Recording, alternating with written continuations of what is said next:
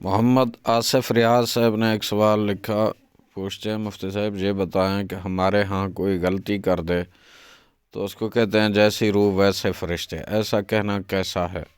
بسم اللہ الرحمن الرحیم۔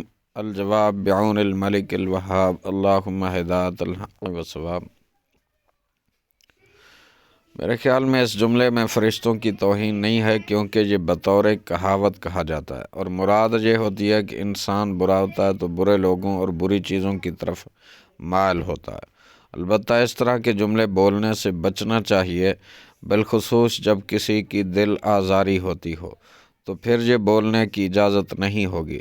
امیر اہل سنت دامت برکاتہم العالیہ لکھتے ہیں، یہ جملہ بطور کہاوت بولا جاتا ہے، اس لیے حکم کفر نہ ہوگا کہ یہاں مقصود فرشتوں کی توہین نہیں۔ فیروز اللغات صفحہ نمبر 533 پر اس کے معنی لکھے ہیں، انسان خود برا ہوتا ہے تو اپنے ہی جیسے برے لوگ اور بری چیزیں پسند کرتا ہے۔ اس طرح کے جملوں سے احتراز یعنی بچنا چاہیے۔ واللہ اعلم عز وجل ورسولہ عالم، صلی اللہ علیہ وآلہ وسلم۔